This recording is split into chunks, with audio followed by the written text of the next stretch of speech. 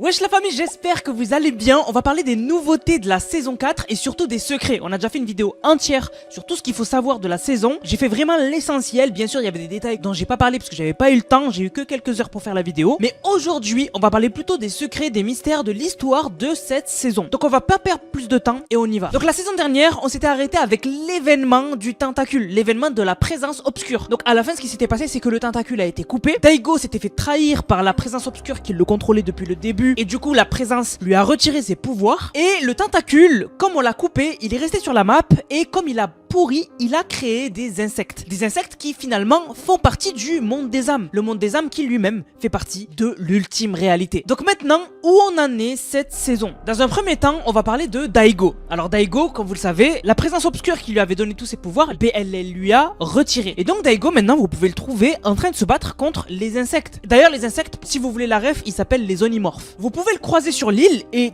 quand vous avez battu tous les insectes, vous pouvez lui parler. Il va vous dire, j'ai essayé de sauver l'île, j'ai échoué, maintenant j'essaie d'aider comme je peux. Et en gros, Daigo, il explique que il a voulu affronter la présence obscure tout seul et au final, elle en a fait son champion. Elle l'a contrôlé de A à Z. Et en fait, il espère juste que sa petite sœur Jade et son petit frère Kendo vont lui pardonner de ce qu'il a fait. Mais surtout en lui posant des questions sur le monde des âmes, il nous apprend la situation. Il nous apprend qu'en fait, la bête qu'on a combattue, c'était en fait qu'une petite partie d'elle. Mais surtout, cette bête est en train de taper la barrière qui sépare le monde des âmes de la map. En gros, c'est une image, c'est pour dire que cette bête est en train d'essayer de venir dans notre monde de force. Et en gros, la barrière qui sépare le monde des âmes de la map, elle devient de plus en plus fragile. Donc on comprend que du coup, un jour ou l'autre, cette bête va venir en entière sur la carte. Je pense que ça fera partie de l'événement de la fin de saison et je pense qu'on va perdre. Celle qui est avec Daigo, c'est Rose de Nuit et en gros, elle dit la même chose. Elle dit que la bête du monde des âmes va bientôt briser la barrière et donc elle va pouvoir rejoindre notre monde. Et elle dit que on n'est pas fait pour ça en fait. Elle dit que les insectes, c'est une menace, c'est une nuisance, mais le véritable problème, le véritable danger, c'est celui qui les contrôle. Et donc, c'est la fameuse bête aux tentacules, la présence obscure du monde des âmes. Et surtout, elle part un peu défaitiste. Dans un autre dialogue, elle nous dit carrément que elle a été libérée de ses entraves, mais au final, comme la bête va venir dans la map, mais finalement, elle va de nouveau être emprisonnée limite. Et donc, elle dit que même si on perd, elle sera très fière de ce qu'elle a accompli, d'avoir quand même formé des héros pour battre cette chose dans le dernier événement qu'on a eu. Mais maintenant qu'on a parlé à Daigo, ça peut être intéressant d'aller voir Jade et Kendo, qu'est-ce qu'ils deviennent. Même eux, ils combattent les insectes et vous pouvez leur parler. Alors Kendo, lui, de son côté, il dit qu'il a pardonné à son frère, mais maintenant, en fait, il a plus envie de perdre du temps avec les autres et il veut vraiment foncer vers son avenir. Donc lui, il a vraiment changé et maintenant, il est bien focus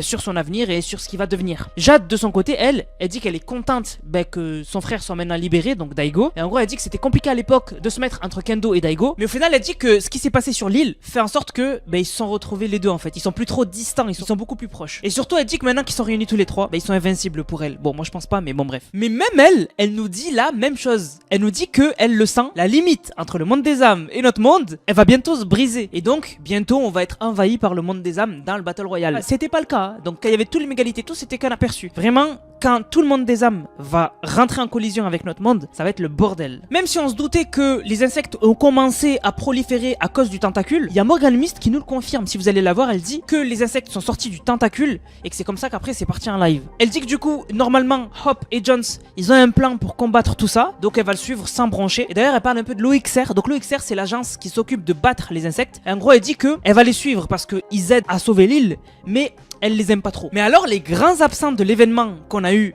récemment, c'était Hop et Jones. Ils étaient pas là. Et donc, on peut se demander là, qu'est-ce qu'ils font? Eh bien, on peut les retrouver à l'académie. L'académie, en fait, maintenant, elle est abandonnée, mais ça s'est transformé en QG un peu de Hop et Jones. Et en fait, ils ont récupéré un morceau du tentacule. Ils l'ont coupé, ils sont en train de l'analyser. Et donc, du coup, déjà, Hop, elle nous dit que le tentacule, il est gros, et il pue. Voilà, c'est pas une blague, elle dit qu'il pue. Et surtout, elle dit qu'il est sûrement maudit. Et comme si, on s'en doutait pas, mais bon, bref, elle le dit. Elle dit que le tentacule, du coup, il est lié au monde des âmes, comme les insectes. Et si on lui pose des questions sur le futur, elle nous dit que elle peut pas contrôler ce qu'elle dessine, parce que je vous rappelle que Hop peut voir le futur, mais elle le dit elle-même, voilà, elle contrôle pas ce qu'elle dessine. Et donc, elle dit juste que ce qu'elle sent, c'est que le futur est mauvais, mais elle contrôle pas son pouvoir. Par contre, là, du coup, elle peut pas deviner ce qui va se passer dans le futur. Elle dit que vraiment, elle fait son possible, mais c'est le max qu'elle peut faire. Et alors, elle résume un peu la situation. Elle nous dit que là, l'objectif, c'est de trouver d'où vient le mal dans le monde des âmes et de le battre, mais elle nous dit que on sait pas comment aller dans le monde des âmes. C'est ça le problème. On avait un portail, mais on ne sait pas l'utiliser, et donc là, il faut trouver un moyen d'aller dans le monde des âmes. des âmes. Jones, lui, il nous rappelle l'objectif principal. Pourquoi on est arrivé en chapitre 6?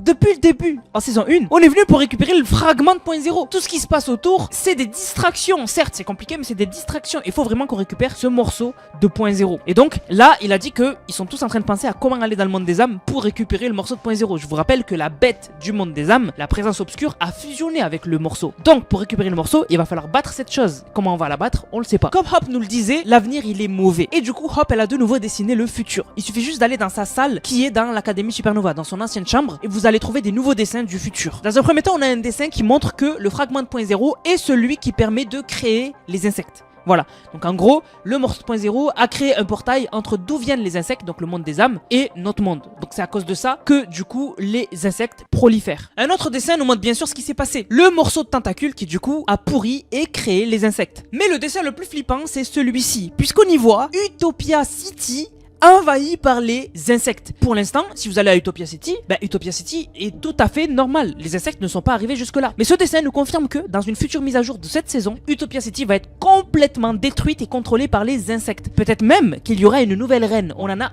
aucune idée. En tout cas, ce qu'on voit, c'est que l'énorme boule qu'on peut trouver à Utopia City qui vole avec de l'eau autour, elle va être complètement envahie par les insectes avec un nid. On le voit, c'est la grosse boule orange sur le dessin. Autre chose, si vous allez à Utopia City, il n'y a plus le portail qui mène au Vault. Donc en gros, à l'endroit qu'a créé Midas avec Hop, pour en fait, quand ils auront récupéré le morceau de point 0, le garder. Il n'y a plus cet endroit. Donc c'est très bizarre. D'ailleurs, en parlant de Midas, il a complètement disparu. Il est plus du tout à Utopia City, on sait pas où il est. Donc vraiment, moi j'aime bien cette idée que Utopia City va être complètement contrôlée par les insectes. Ça prouvera qu'ils avancent, ils deviennent dangereux et qu'une ville qu'on pensait qui n'allait rien avoir va être complètement modifiée. Moi j'aime trop quand Fortnite nous montre que la situation est critique et que des villes changent complètement. Limite, ça nous fera une toute nouvelle ville à explorer. J'espère avec beaucoup de changements. Vraiment, ça va être trop bien. Sinon, dans la map, on a le retour aussi d'un mec qui vole futur. C'est Banane. Il est enfin de retour. Ça faisait très longtemps que Fortnite ne l'avait plus mis en avant et moi j'aimais pas ça parce que pour moi, Banane, il fait trop partie de l'histoire de Fortnite, je l'aime trop. Et donc là, il est de retour sur la map. Donc on va garder un œil sur lui parce que peut-être qu'il va dessiner quelque chose, peut-être qu'il va nous donner des indications sur le futur de Fortnite. Donc vous l'avez compris, la situation, elle est critique. Et alors, dans la dernière vidéo, j'ai commencé à vous parler de ce mystérieux monolithe, mégalith, qui est apparu sur la carte, tout noir, de marbre, qui a l'air d'être tombé du ciel, puisque les arbres autour sont penchés, donc il a l'air d'être tombé et d'avoir fait une impulsion qui a tout fait coucher autour. Et donc vraiment, moi, je me posais la question, mais qu'est-ce que c'est? Et d'ailleurs, beaucoup de personnes autour de l'histoire se demandaient qu'est-ce que c'est. Et au final, on aurait découvert, et ça n'aurait rien à voir avec l'histoire. Et pourtant, il serait lié à l'événement final de la saison, qui sera très important pour l'histoire. Je vous rappelle que cette saison, c'est la dernière saison du chapitre. Après cette saison-là, où on est actuellement, on aura une mini-saison de 1 mois, comme Star Wars, mais des Simpsons. Donc on sera même plus sur la map chapitre 6, ce sera une autre map plus petite. Et au bout des 1 mois, on passera au chapitre 7. Donc on est dans la dernière saison principale de l'histoire. La saison Simpson, ce sera une saison bonus de 1 mois. Il y aura certes un lien un peu d'histoire, mais vraiment ça va être l'événement de cette fin de saison qui sera le plus important. Et donc on sait que le monolithe, il aura un lien avec cet événement de fin de saison. Mais alors ce à quoi on s'attendait pas, c'est qu'en fait le monolithe est en lien avec David Guetta. C'est pas une blague. Alors pour l'instant on n'a aucune confirmation, mais pour l'instant de ce qu'on a vu, déjà Fortnite ont suivi David Guetta sur Instagram. Mais ça veut rien dire. Mais autre chose, c'est que David Guetta, il y a 1 an, il a commencé un tour qui s'appelle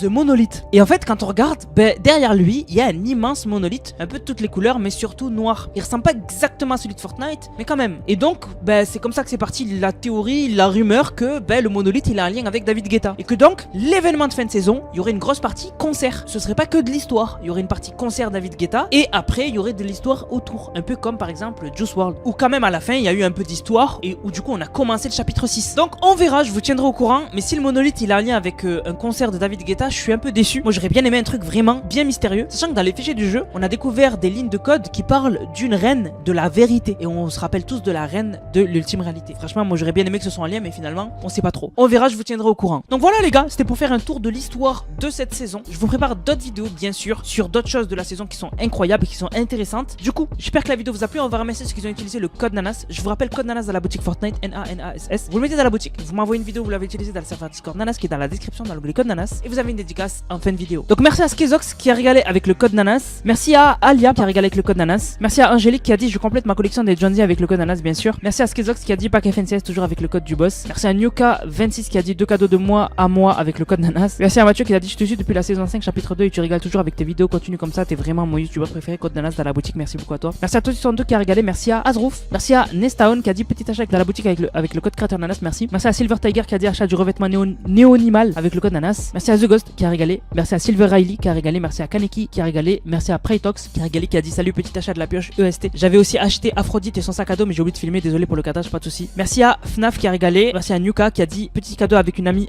avec le code Nanas. Merci beaucoup à Alia, on va se quitter avec Alia, merci à elle. Du coup la famille, j'espère que la vidéo vous a plu. On se capte les gars pour une prochaine vidéo, c'était Nanas, prenez soin de vous. Bang, bang, bang.